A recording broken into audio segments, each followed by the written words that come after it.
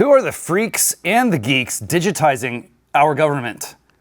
Innovation expert Sam Hammond joins us. I'm James Poulos. Welcome to Zero Hour.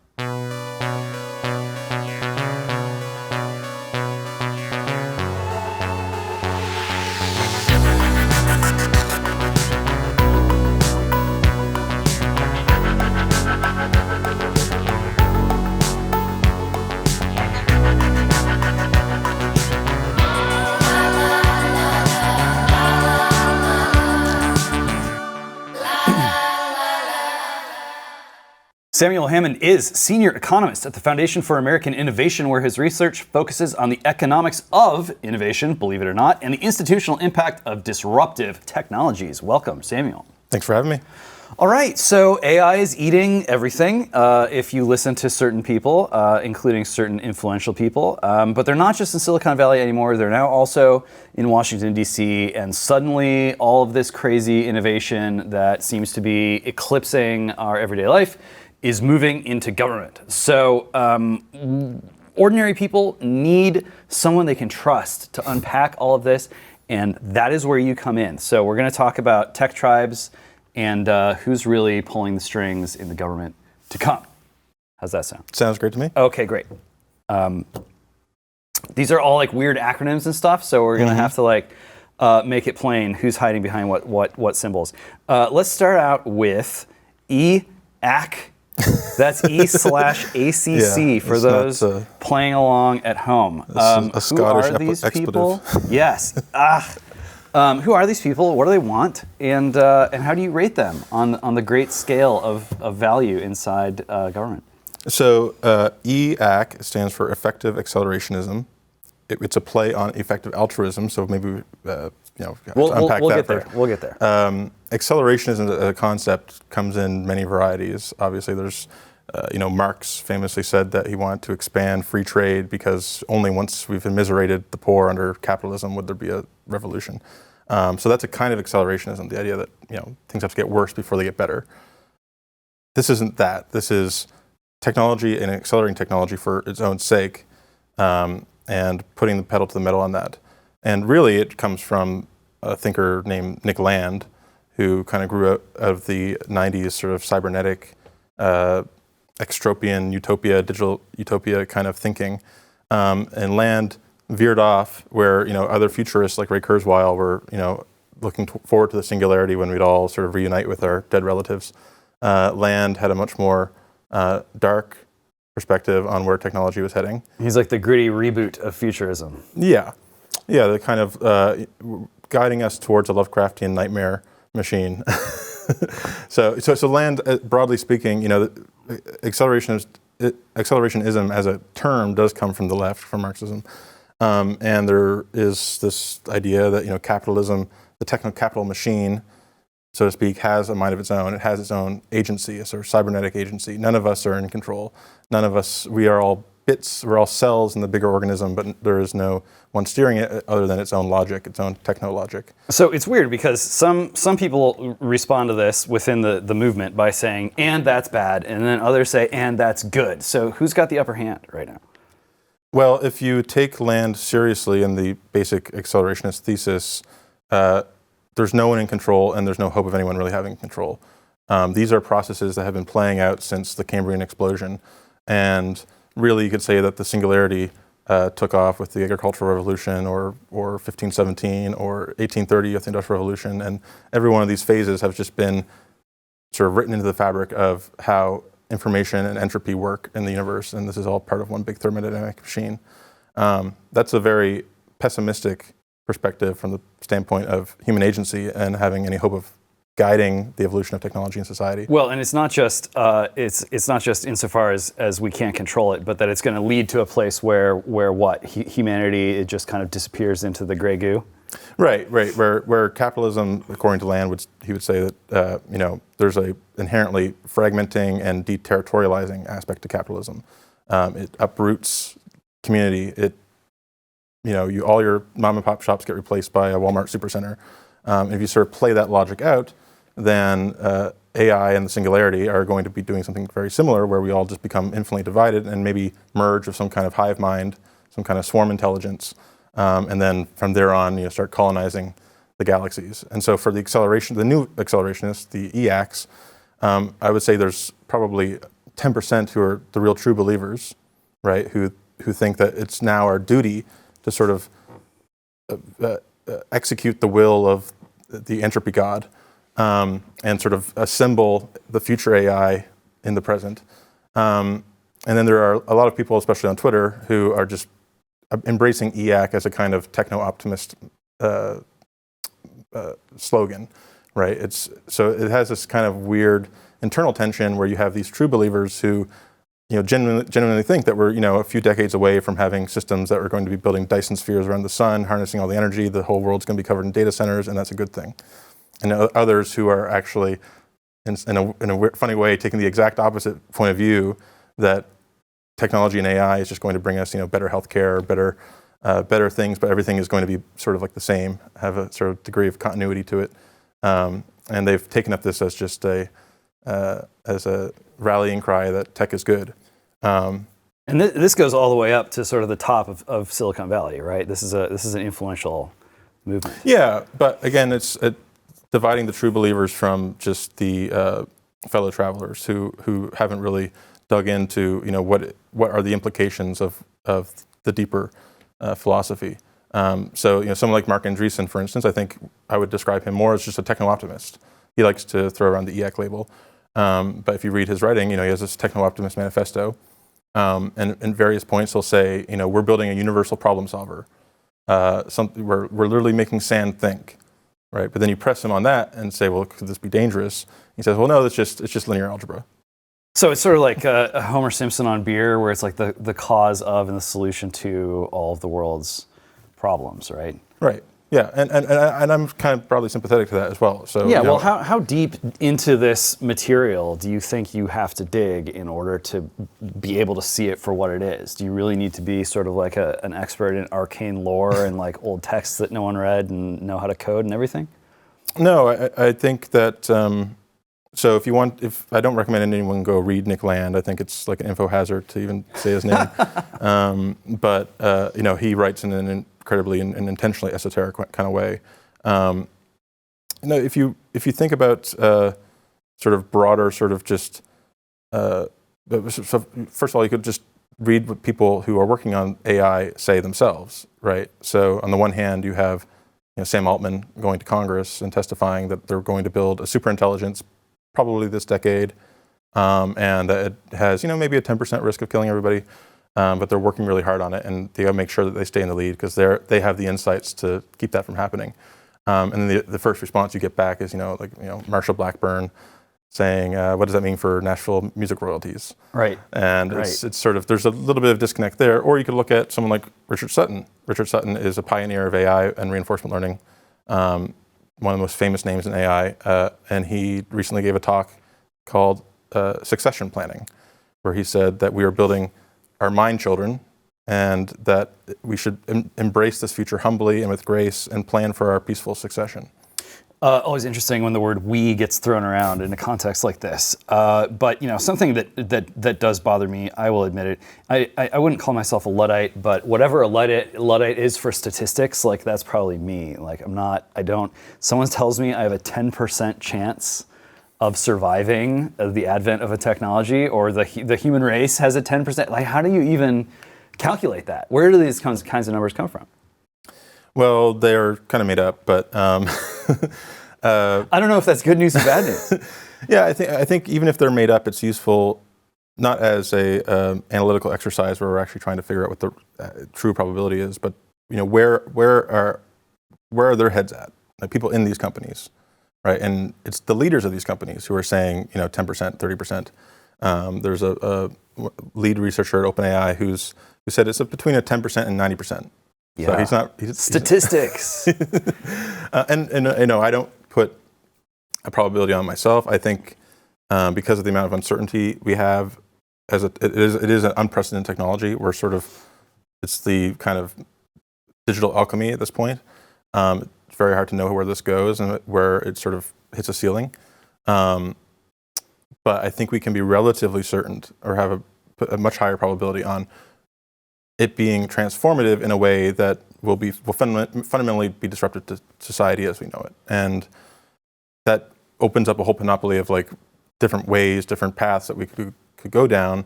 But the thing that's not likely, the thing that I assign less than 1% chance to, is a sort of business as usual.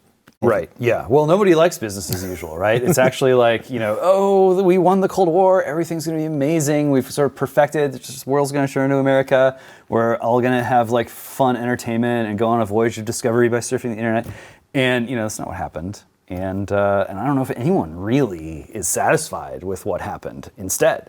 Is there anyone out there, Sam Altman or any of these guys who's like, it's going to be a 10% survival odds for everyone but me, and it's going to be 90% survival odds for me? He does have a bunker in wine country, which I don't know. Hey, you need the primo vintages. If you're going to be down in the cellar drinking, then you may as well fortify. Well, this is one area of kind of semantic kind of bait and switch, where you'll have folks say, "Oh, actually, no, the doom is like less, the 5% or less," but then you sort of push on what they think is actually going to happen, and in Sam Altman's case, he has an essay on his blog called "The Merge," and I encourage everyone to go read it. It's 2016, sort of right after basically a year after OpenAI was founded, where he says, I think we're on a trajectory where we're going to merge man and machine. We're already sort of in the early stages of that as we're glued to our phones and being guided by algorithms, and it's just going to be a continuation of that. And so, there are future scenarios where literally we don't all drop dead, but still are nonetheless like deeply post or transhuman, and would represent a kind of human extinction, an extinction of humans as we know humans, as Homo sapiens. Sure. Okay. So there's this term doomer that gets bandied about. They're not quite as formally organized as EAC or some of these others. I don't know if will people be more confused trying to figure out what a doomer is than trying to stick with one of these little cults or tribes? I think everyone has a good idea of what doom means. Okay. It does come in gradations, right? So like on the one extreme, it's like literally everyone dying. And I think that can be unhelpful because there's a lot of ways things could go wrong that don't involve everyone literally dropping dead. Happens every day. Yeah.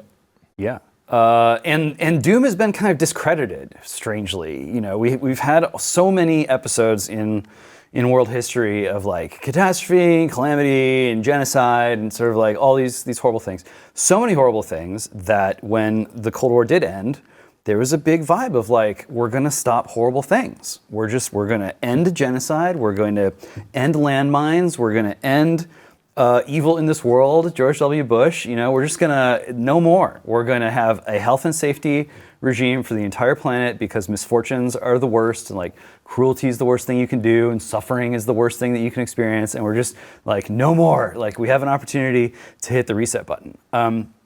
Yet strangely, the discourse of today seems to be more driven by like, oh, Herbert Spencer or, whoever it is, Thomas Malthus, guys who were trying to raise these flags about maybe there won't be enough resources for all the people.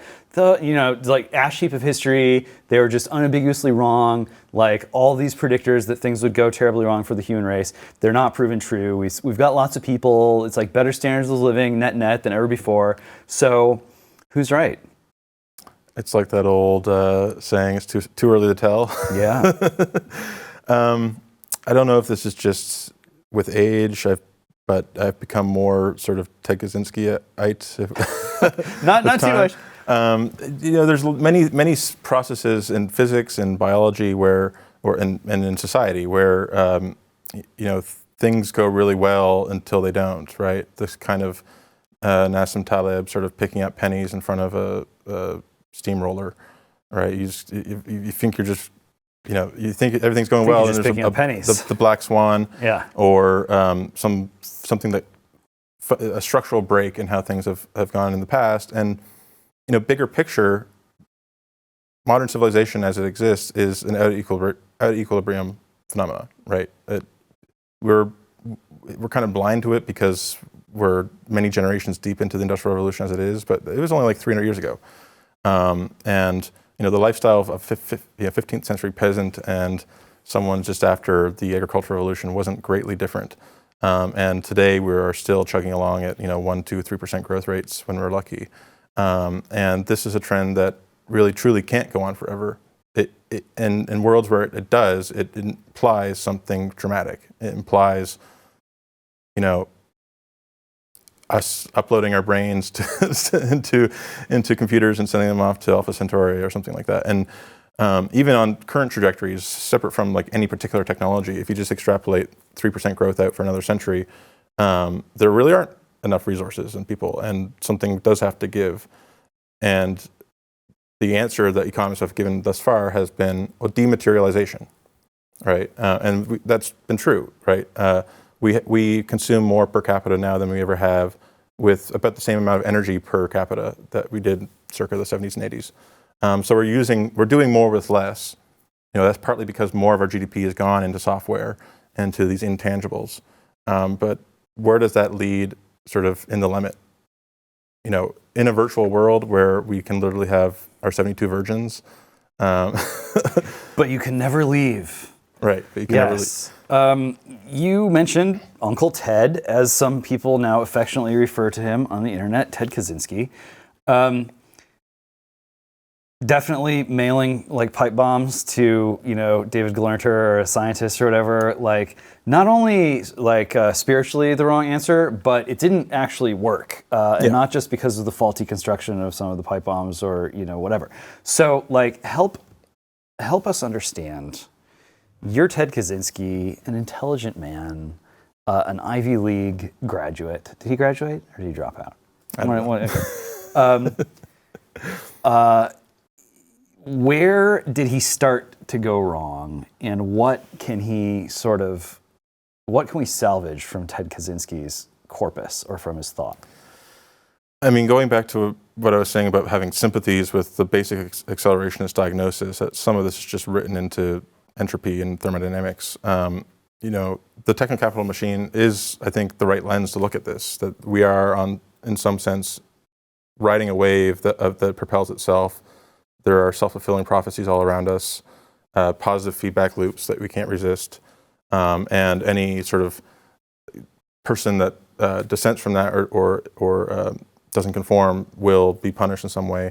And so there's no real point in that kind of resistance. Nor do I recommend it, because even though I've, notwithstanding everything I just said, the world is amazing, and I'll be the first person to go up against those degrowthers and population bomb people to say, no, you were just totally wrong. And part of what I'm worried about is just I want to be able to keep what we have and what we've built.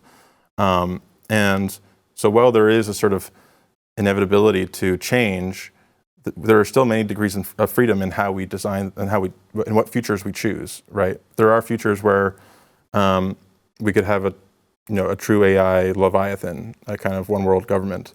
There are futures where we have something that's much more decentralized. There are futures where we begin altering our DNA and fundamentally transform our biological substrate or transcend our biological substrate. And I think none of those futures are predetermined. And some of them are better than others.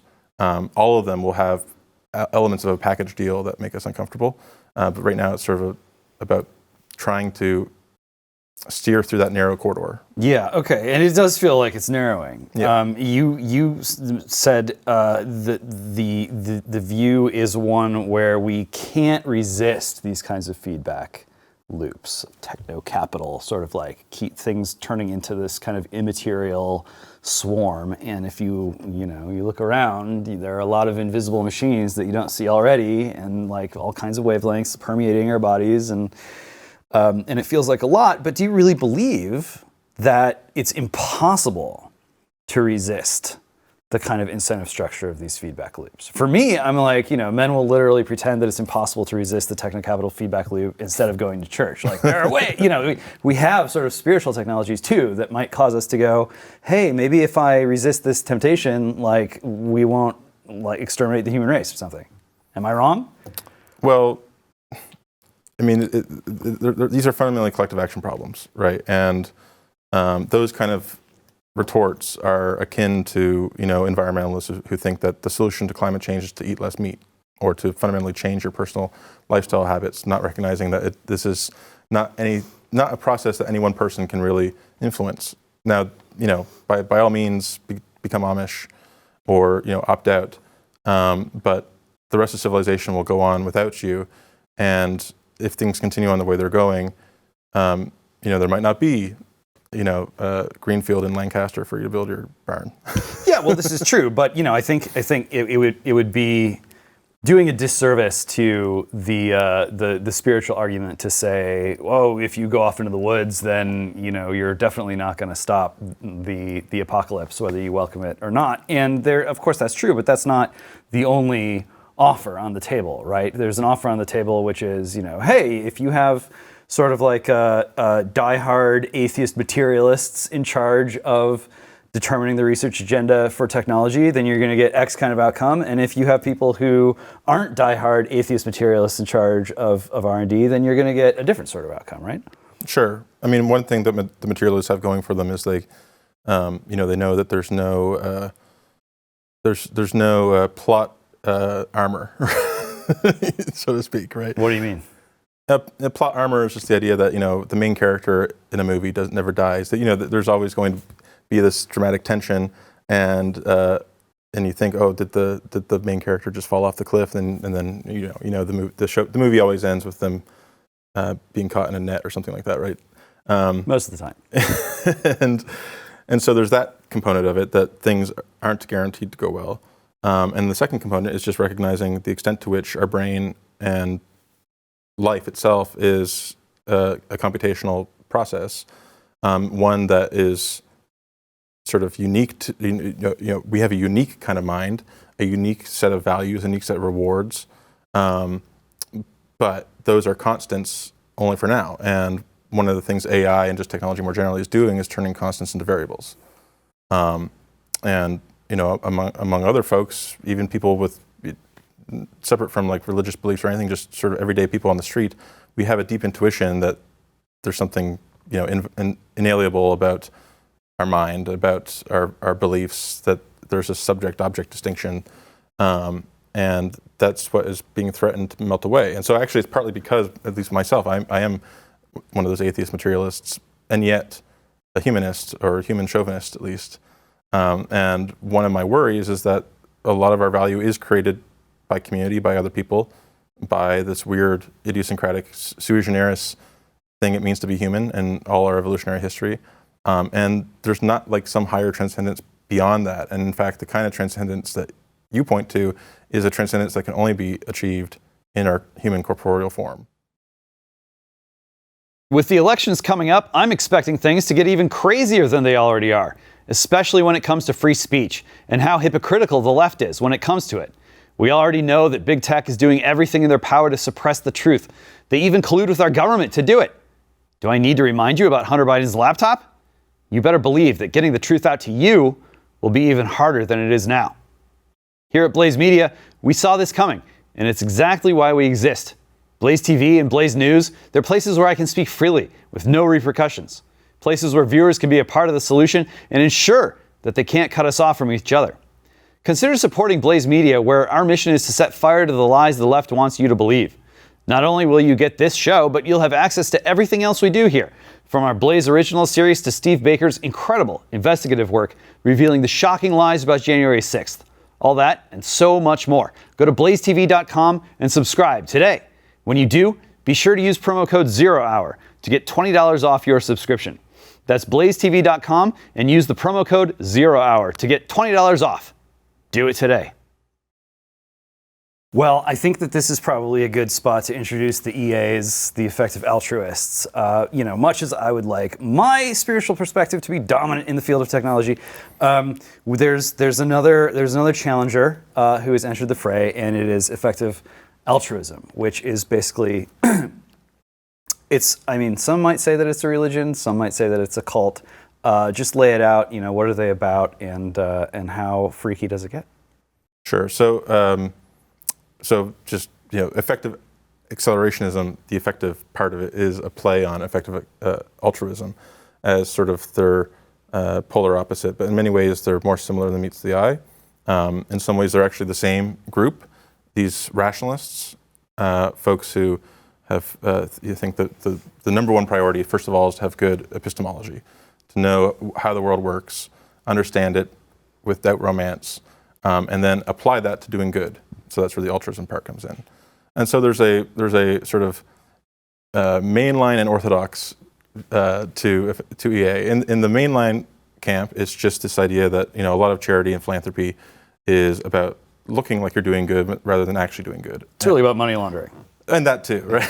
I'm not talking about foreign aid, but they do, yeah. So does it make sense for rich white Westerner to go to Africa to build mud huts? Probably not, right? Because it's ineffective. Basically. Well, it's just not our comparative advantage. You'll get your hands dirty and you'll feel like you did a lot of good. But if you really want to, help Africa develop or stop, prevent pandemics, let's say, there are things that you can do and invest your philanthropy that are much higher leverage, that are going to save many more lives, and maybe we can even do some like Excel calculations. And so that's like normal EA, and a lot of people in the EA world are sort of just in that camp. They're not cultish. They just want to do good and want to do good in a way that's actually effective. So it's kind of like emo utilitarianism. In a sense, yeah. I mean, it really goes back, and John Gray has written a lot about this, to Auguste Comte and the religion of humanity. And so this is where it does pick up on some sort of secularized Christianity kind of vibes. Yeah, which is interesting because if your attitude is, ontology, nature of being, we're just going to bracket that, metaphysics, that's probably nonsense, we're going to bracket that. We're just going to take a totally clinical and dispassionate look at the material conditions of our reality.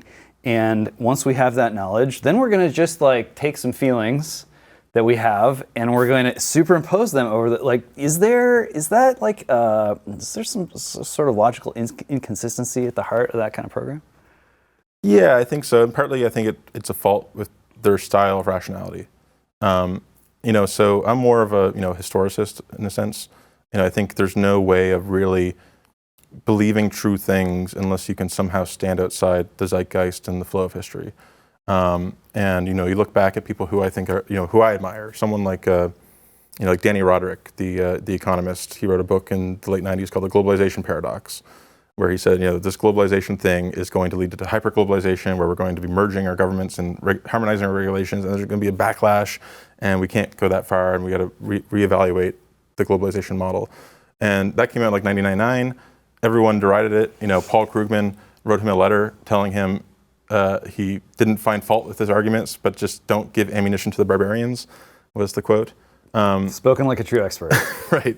But someone like Danny, I think, being able to publish a book like that at the, peak of sort of globalization fever represented, required a degree of rationality. It required an ability to step outside the flow of history and to sort of have some self-consciousness of your place in history, the kinds of cultural and societal forces that are influencing what you believe, and then to start thinking through from first principles.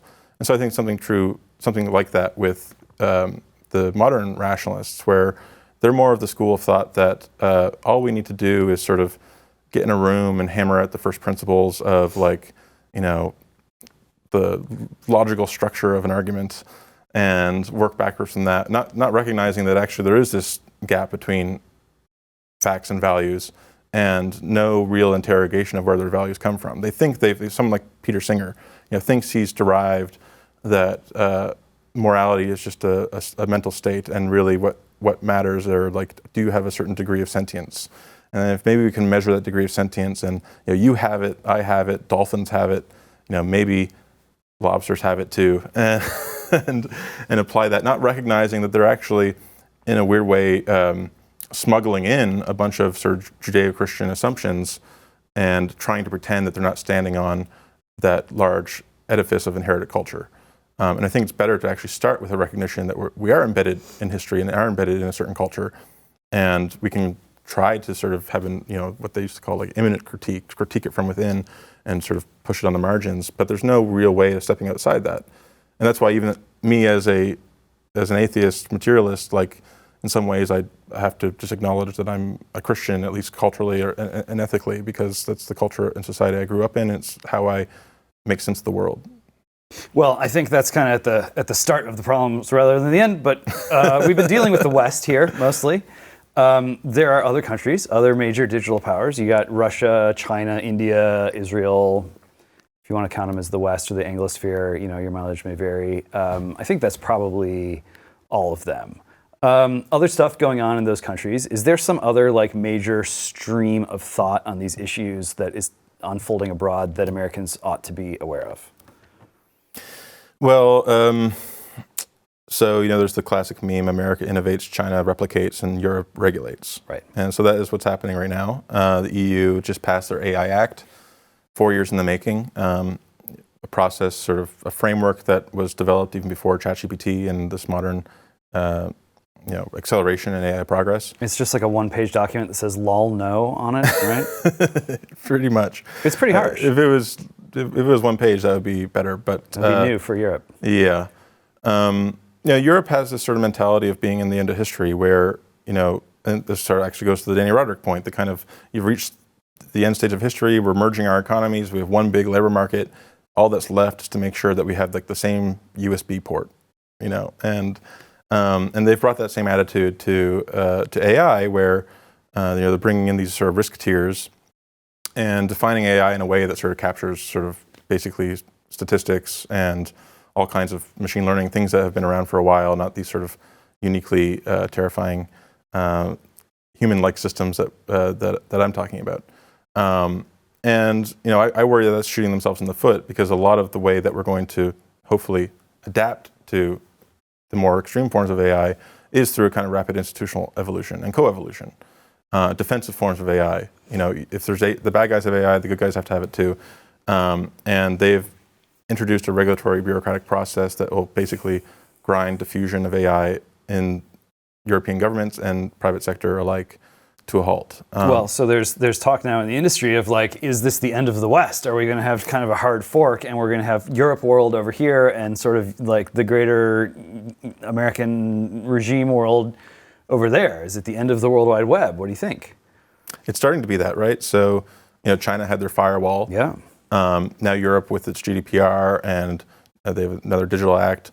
They've basically started to build their own kind of firewall.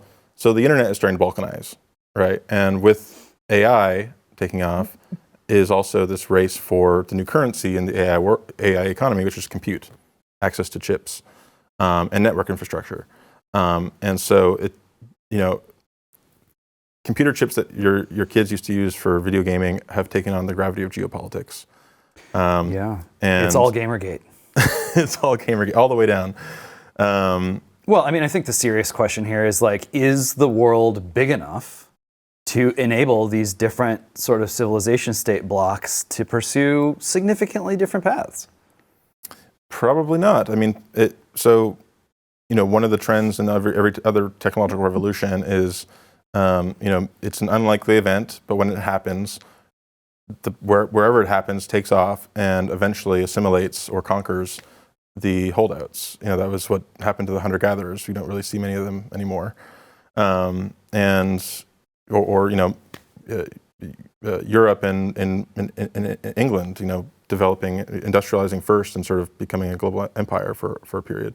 And so if you plan to just try to ignore the change that's happening around you, change will happen to you. Change will sweep you. Well, but we had colonialism, and that was happening for a long time, and then suddenly it all kind of went away. So it can cut both ways, right? Yeah, I think so. And part of that process of decolonization was, there was a period of technological change that really favored centralization up through the 1800s, and eventually reached a kind of high watermark and began going back down the other end, where the kinds of technological change that occurred past the, say, mid-20th century has favored various forms of decentralization, including mass communications media and eventually talk radio, the internet. And so that gives rise to, both the collapse of former empires, but then eventually things like the Arab Spring, right? And if I look at something like the Arab Spring, at first order, that was a side effect of Facebook.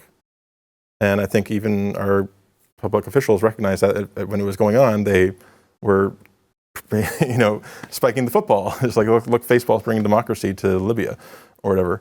And well, that's arguably that's the logic of whatever you want to call the kind of dominant American regime, is we decentralize you first, and then we'll centralize you by bringing you into the system that we lead. Yeah.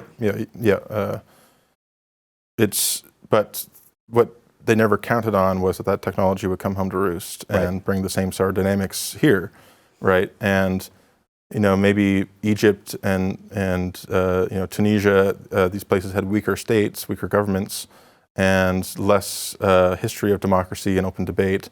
And so having a new technology that could allow them to challenge the powers that be was much more disruptive than it was here. Although, we also had Brexit, we also had Trump, we also have rising populism, different kinds of movements on left and right that are questioning authority. And so I feel like, there was a watermark that went above Egypt, and we're up here, and the next, there's no guarantee that the next sort of big push in technology won't also lead to various forms of state collapse and decline because of the sort of failure of incumbents to adapt. Well, that sounds like it ought to be sort of like the start of the conversation in U.S. politics about did we actually just create a technology that we thought was going to turn the world into us, and instead is finally going to come home to roost and just blow up just conditions that make America as we know it impossible. And I think that's probably like a good excuse to pivot to politics and talk about just the straight up government scene. This is like bread and butter stuff for policymakers, but they don't always talk about like who are the most important of these factions that we've been discussing in DC? How much strength do they have? What should ordinary Americans expect? I mean, most people can't even name the EACs and the EAs and all this stuff, but they're stocking Congress with staff. They're doing all kinds of stuff. Yeah, I think some of that has been a bit overstated. The EA part of this are sort of playing catch up. They've been funding research into AI. Actually, the biggest EA funder, Open Philanthropy, was an original investor in OpenAI. So they've had plenty of people working on the technical side of this, and only in the last couple of years, because of things moving so quicker than they expected, have they been having to invest in policy advocacy and things like that. On the other side of the ledger, of course, is like all of big tech, all of Wall Street, all of the various healthcare, other sectors that are making use of AI. The traditional sort of libertarian factions that are like, permissionless innovation, it's all going to be great. Don't worry about the Terminator. And so we're kind of at a stalemate, at least in the US, where, the Senate under Schumer put together these insight forums. They called them 9 of these closed door meetings dealing with different aspects of AI, pushed through in a matter of months. And one of the expectations of that was this was going to be for consensus building, so they could come up the other end with some kind of legislative proposal. And it doesn't seem like that's going to happen. Surprise, surprise. Right. It seems like both forces right now are kind of canceling themselves out like some kind of Dragon Ball Z episode. Yeah. And this is partly to be expected. The classic line that America always does the wrong thing until it does the right thing. And the one worry is just that we're under so much time pressure that we won't have a chance to do the right thing when we need to. And what I worry about is that there are aspects to AI as a technology, separate from the true doomsday scenarios, that really do favor centralization, that favor the China model. And speaking of the Arab Spring, the reason China invested so heavily in digital surveillance and the firewall was because they witnessed the Arab Spring, and they said this could happen here, and so we need to control the flow of information now preemptively. And so they've architected a Big Brother type of system that will naturally the AI will naturally feed into and be a kind of platform for, whereas we in the West are still using fax machines, so to speak, in this realm, and moreover have lost the credibility among the people that we can sort of walk and chew gum, that we can have effective sort of governance, order, things, public goods that we need as a society without having the censorship, without having the political bias and the partisanship baked into that. And that's what makes me particularly nervous, because what we really need to be thinking about is sort of getting to Estonia. Yeah. The kind of internet native governance that bakes in civil liberties into the hardware and in a provable way. Maybe blockchain will be the answer, but we're so far from that, and the level of discourse in DC is so far behind, and where it needs to be, that we're even just tying our own hands in how government can use AI, even on very simple type of things. And so I worry, sort of coming into this AI revolution in a period of kind of growing Weimarization of U.S. politics, that AI is going to be used to reward friends and punish enemies, and both sides are going to be doing a version of that, rather than recognizing that this is sort of rendering obsolete a lot of our petty culture wars and squabbles, because this is bigger than all of that. Yeah, well, considering Estonia's place in sort of the international spy game, I'm not sure that I'd want to analogize us to the Estonians too closely. No offense to any Estonians watching. But there is kind of this basic point, which is like, look, we have a Bill of Rights. We have a First Amendment. We have a Second Amendment. And implicit in those protections that those amendments confer is protections on the rights to do things like associate freely in a communicative way, or have access to and use of basic defensive weaponry technologies. There doesn't seem to be any interest on the part of any lawmakers in putting forward some kind of legislation that specifies that these basic protections actually extend to American citizens when it comes to their own technology. That is what worries me the most, because this legislation can be passed. I know some people who are capable of doing this at the state level. There's some movement going on there. Maybe it's time to give up on the federal government in this respect, but is it not a scandal that whatever you want to pass about AI, fine, but if you don't have that baseline protection where you say, look, we cannot have our form of government if ordinary Americans cannot freely, not just speak on the internet, that's great, but free speech is toothless if you don't have the rest of this stuff, right?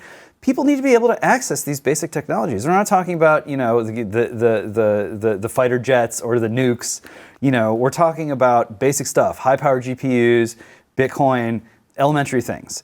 And if there's centralization is, in some ways bad enough as it is, but then they want to go beyond that and say, not only are we going to cluster together our power, but we're going to claw all of your power away too, and put that inside of this walled garden. Yeah, this goes to the point about there being multiple futures, and we should be trying to pick the better one. I would much favor a more decentralized future, especially because the alternative isn't sort of some middle ground. It will just spring to the AI Leviathan. There are people working on that. Emad Mastak, the founder of Stability AI, has departed to start a new venture doing just this. He sees the world as sort of trending in either this AI, centralized AI Skynet versus a kind of swarm intelligence where we all have a piece of the pie and are able to amplify our humanity rather than be replaced. That's an uphill battle, unfortunately. What I worry about is just the fact that, or the idea that liberal democracy and sort of post-Enlightenment ways of governing were technologically contingent, and fundamentally the technological base is changing in such a radical way that all our analogies, all our ideal types of government are going to not have a direction of fit. Take something like surveillance. So one of the earliest use cases of large language models, even before we get into healthcare and all these other applications, is content moderation, right? All the people that at Meta that are being laid off are being replaced by ChatGPT-like systems that will read everything you write, and by the way, have a kind of human level of linguistic semantic understanding that doesn't matter that if you're on YouTube and you don't want to say the murder word, so you say unalived, it will understand exactly what you meant. And that is something that is very asymmetric, right? It benefits the people that control the distribution. And so fundamentally, this is about hardware and distribution, because that's what you run these things on. So I would agree with you there. I think it's really important. And unfortunately, there's not a real Republican Party in California, because that's where the legislation would make a difference. What do you think the average American needs in order to be prepared for what's coming just even over the next couple of years? Well, to be aware of where things are headed, that in some ways ChatGPT, as amazing as it is just a research preview. We've built a system that has a degree of common sense. It can do a little bit of reasoning, has an amazing depth of knowledge on a variety of topics, but is yet to be put into what you could call an agent or autonomous kind of agent form. And that's what people are working on now. So we're already starting to see various sort of verticals of that, sort of like the AI agent software engineer, that instead of just asking a question, giving you an answer, you could give it a problem, like build me an app that does X, Y, Z, and let it run for an hour. And it is checking its own work, going on the internet to look up documentation, all that kind of stuff, massively accelerating something like software development. But those kind of agents are going to be general purpose. And we're not that far off, year or two maybe at the most, from having really good agents that can do things, long-term planning, those kind of things that could probably run on a person with a consumer-grade GPU and computer. And that is going to be disruptive for many reasons, both good and bad. If you think about what would happen if everyone had an expert AI lawyer in their pocket, it'd be great individually, but our court system is already overwhelmed. And so you start to see worlds where the sheer throughput demands that are created by AI and everyone having personalized AI agents start to lead to these systems to buckle and basically suffer kinds of denial of service attacks. If I look ahead and say, like, what would be a good outcome from this? What is the most positive future that I can imagine? It's partly to undo some of the harms of modernity, right? Civilization and its discontents. We embrace these large-scale systems that sort of alienate us, in part because there are benefits on the other side of the ledger. But could we get back to a world where we can have our cake and eat it too, where we can have prosperity and abundance while also having control over our schools, or access to healthcare without going through a American Medical Association that's been captured by woke people? And I think that is a possible future, and that's a future where individuals can make a difference and can act. I think the fact that there's been a wave of states embracing universal vouchers, for example, has been like perfectly timed to give people the option to actually experiment and innovate in AI for education, for instance. Yeah, this is why I sort of wonder. There's an implied standard of growth that like growth is automatically good, and the more growth we have, the more we grow growth, the better off we're all going to be. And when you're talking about technologies this powerful, and probably one way or the other, they are going to be decentralized in some ways, even if they're being centralized in others. It's probably going to be a give and take, like it's always been to a certain degree. Isn't the experience of the average person going to move in a direction of recognizing that we just don't really care about that much stuff? Like, look at the internet. It was, it's going to be a library. It's going to be the knowledge of everything. And it's kind of just turned into this trash heap. And it doesn't really matter. People want a narrower feed of information. Information can't fix your life. It can't solve your problems. It's not a bad thing. Sometimes it can be very handy.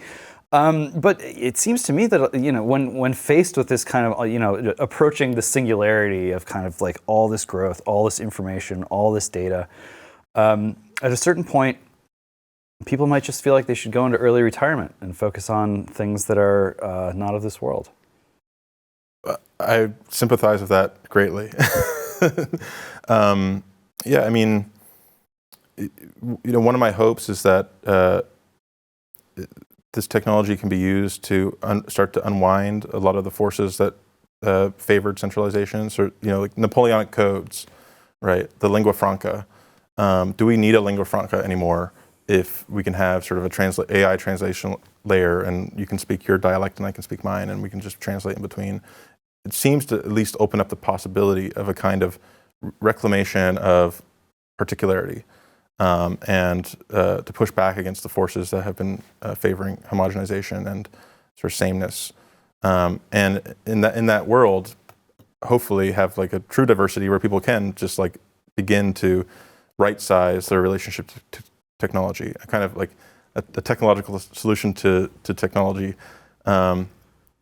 It sounds internally contradictory, and that's partly why I think of it. Partly why, even though I hope that's the outcome, I'm suspicious of it coming true, because it feels like wishful thinking. This life is indeed full of contradictions. Where can people find you? What can they do to find out more about your work? I'm Ham and Cheese on Twitter, like the sandwich. I write for the Foundation for American Innovation, the FAI.org, and my personal Substack is called Second Best. All the sites. Thank you, Sam. Always good to see you. Thank you, James. Take care. That's all we've got today. Give us a like. Give us a subscribe to the channel. It helps us a lot. Until next time, I'm James Poulos. This is Zero Hour. May God have mercy